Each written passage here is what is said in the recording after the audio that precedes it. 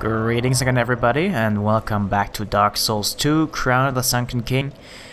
We are going to go back into that pyramid. But we're gonna take a different entrance this time around. Namely, the one that we actually unlocked last time by using the dragon stone down below. We did also pick up a key in the Dragon Sanctum. That one's used to open a door near the beginning of the Dragon Sanctum, leads to an optional area. But that's gonna be something for a separate video, because that's the co-op area. And I want to do co-op there.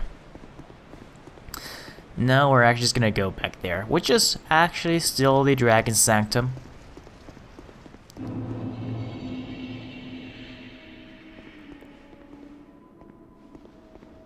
Now we are pretty much at the top of the tower, and you might imagine that it's now our job to find a way down to the bottom. And this is easier said than done. Though, if you know where to go, it's definitely something you can do in a very short amount of time. But there's also quite a few things to discover on the way down. Not so much on this side here. As far as I'm aware, there's only something on this floor, on this side. The other side has some more stuff though. But yeah, the enemies here are, well, NPCs, pretty much. They have the basic NPC enemy AI. They also just use armor and weapons that you can find. They are actually using DLC exclusive stuff, except for their shield. They use the Drake Blood armor as well as the Drake Blood greatsword. And thankfully, you don't have to actually grind those guys for the armor, no. We actually find it on a corpse later on this area. Right, now those tiles again. Those are kind of odd though, because they are kind of a bad angle to just go through them, so you have to walk through them as they rotate.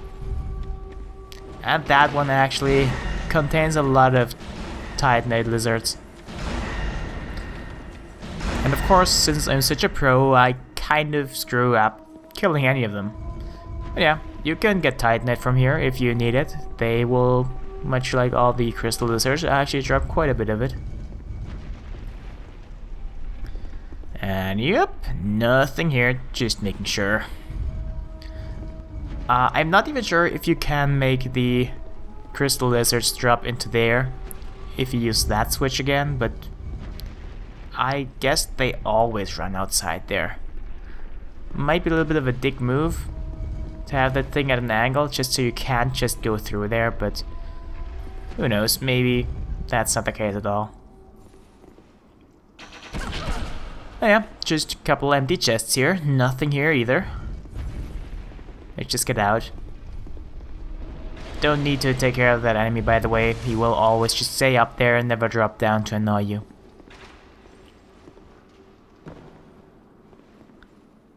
Now here we can basically reach both sides if we jump right. But we will want to go to that side. You know, the one with the light, which is the game's way of telling us that, yeah, there's something there, probably. Though knowing as this is Dark Souls, the game sometimes misleads you. In this case, though, it really doesn't. And by the way, if we hadn't killed that first Drakeblood Knight and just ran through there, he would follow us up on that platform where we can decide on which side to jump on. Which can make things needlessly complicated.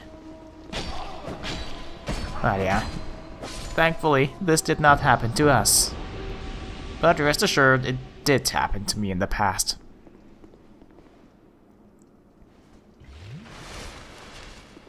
Now, you will have to know how to get through this area fast if you want to do the boss run without finding the secret bonfire, because the bonfire that's here is actually very well hidden.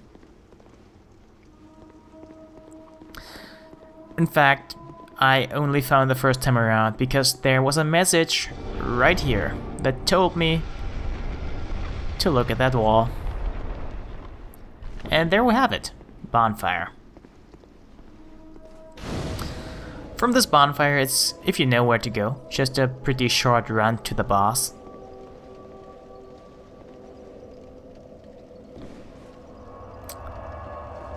But still, there's a little bit more for us to discover for now. So let's go the long way, down those stairs. If we would go the other direction, back where we came from, there'd be a little bit of a part you can look down from. There's even gonna be torches. You can jump on a platform from there, and from that point on, it's pretty much a short path just down to the bottom. What I really want was down here, actually. Not the Drakebloods Knight. I think they're fairly annoying enemies. I think that of every enemy type with the basic NPC moveset, but I'll take it. The rest of the DLC was pretty good, maybe a little easy for most people. At least it's probably the easiest, in my opinion, of the DLCs, at least.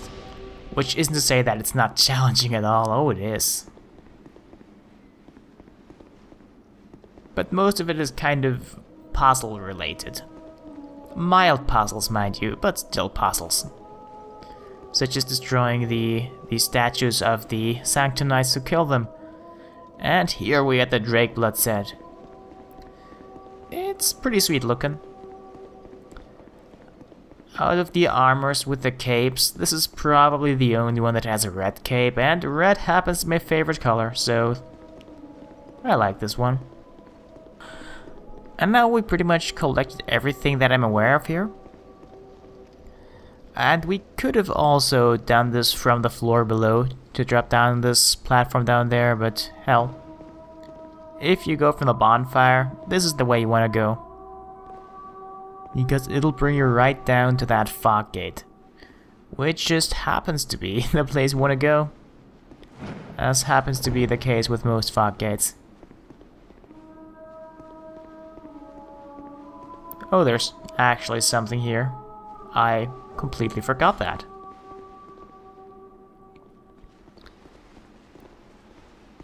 So let's take care of those Drakeblood Knights. There's quite a few here. But other than that, I'm pretty sure that there's nothing else on that side of the tower. It's just mostly the other side, which has the bonfire and a bit of treasure, and then the one side with the crystal lizards, and that segment here. That's about it. At least the treasures seem to be worth it. Twinkling Titanite is always welcome, because even though you can farm it either in the dragon area or in, well, Shrine of Amana, it's still a pretty rare thing, and people just really would not like to farm, probably. It's not really one of the best parts of the game if you repeat the same action over and over to get stuff. But hey, it's actually not that bad. The game does give you some amount of the upgrade materials, and if you need to do farming, it's probably because you want to upgrade more than one weapon with that material, which is reasonable. But at least they give you something. And in the DLC they give you plenty more. Like here we got a total of 6 Twinkling Titanite shards. And earlier I think we also picked up 3 Petrified Dragon Bones off a treasure stash. And Petrified Dragon Bones really are probably the rarest upgrade material.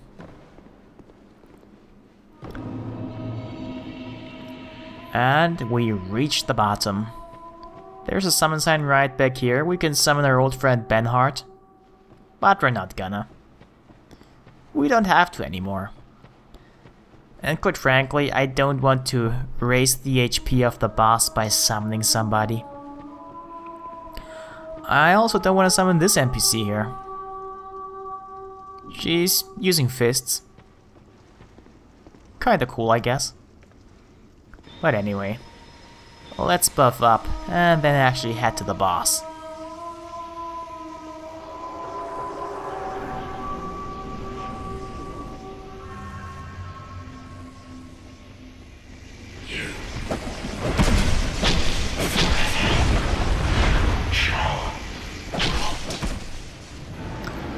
She says something slightly different every time you come in here, but it pretty much amounts to the same. So, Elana, the Squalid Queen, looks a little bit, just a little bit like Nashandra. And that guy looks just a little bit like Velstadt. Yeah, he does. Only he's golden though, but I think that's not supposed to be gold, but dirt. He's thankfully much weaker this time around, but does much the same stuff. But you can summon him multiple times, so look out for that. But yeah, she does look like Nashandra a little bit. Well, there's a reason for that. She is, much like Nashandra, a fragment of Manus, Father of the Abyss.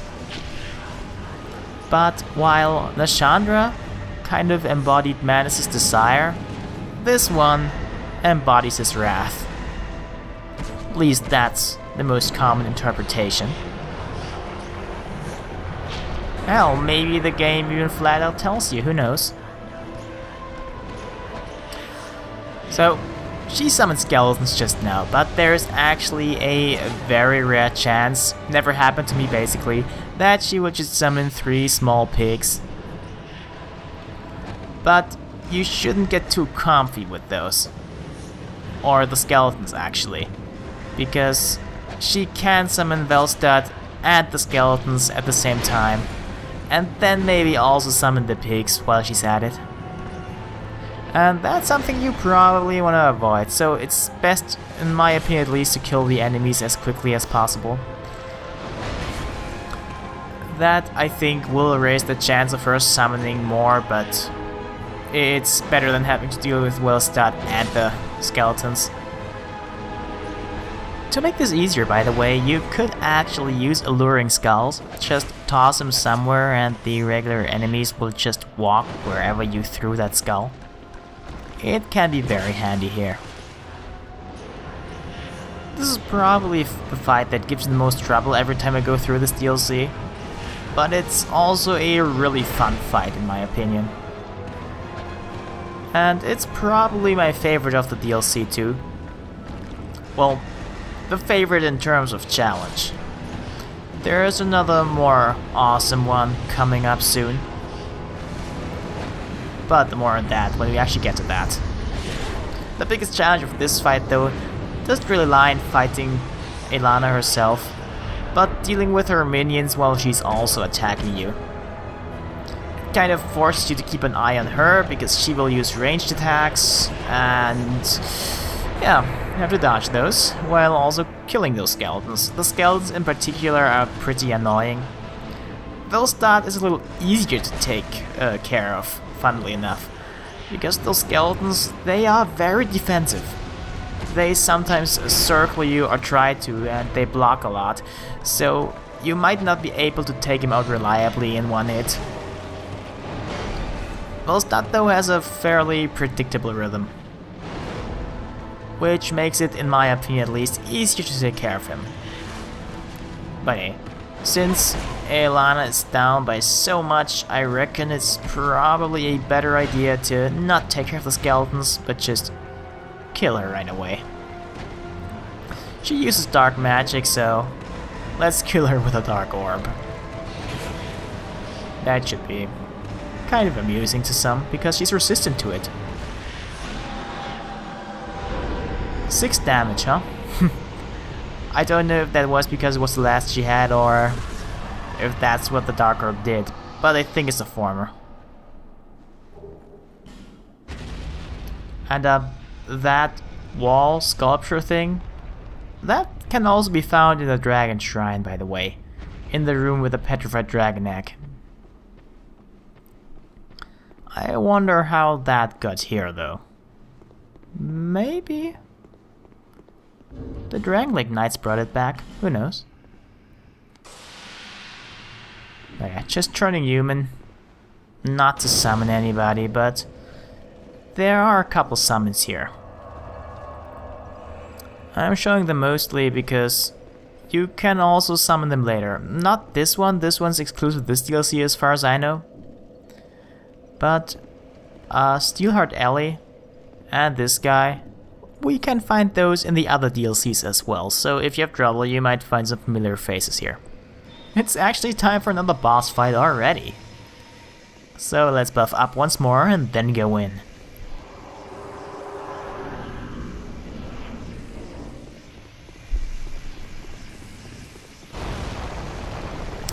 Yep, it's that dragon.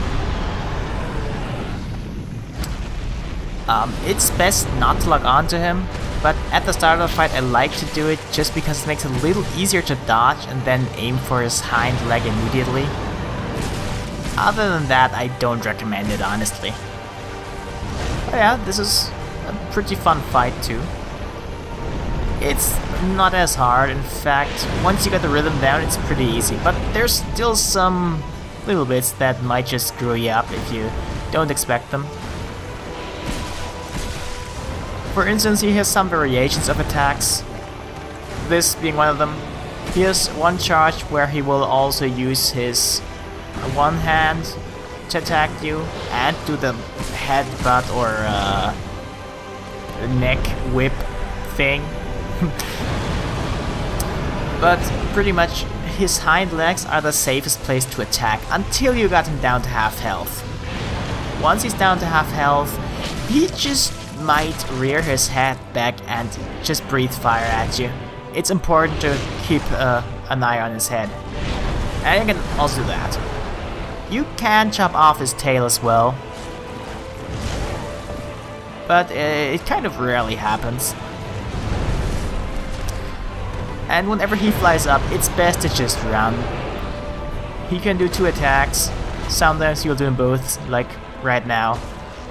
But you can dodge them both by just running.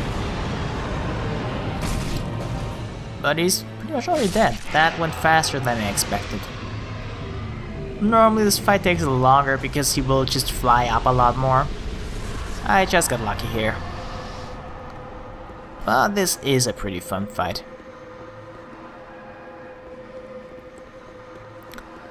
Now, I did die once. So let's pick up my souls again. And let's ignore that red glow, which the game clearly wants us to go towards, just to pick up that ring here. It's York's ring, and if you look at it, its icon will have the crest of Drangleic. You can also see on the shield, the Drangleic shield, and this shield too. But this is the actual thing we came for. The crown of the Sunken King. Now that we got our prize, I guess there's nothing else but to go back. Well, there's still that co-op area, but that's something for later. For now, I think it might be a good idea to just go back to Vendrick. And maybe see if he has something to say to us now that we have the crown.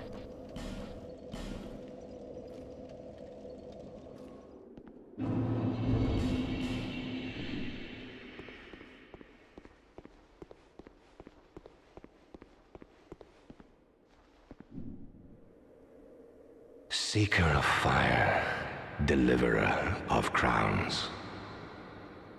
What do you see in the flames? Find the crowns and your own answers. The crowns hold the strength of lords from times long past. Seek adversity, as befits you, seeker of fire, coveter of the throne.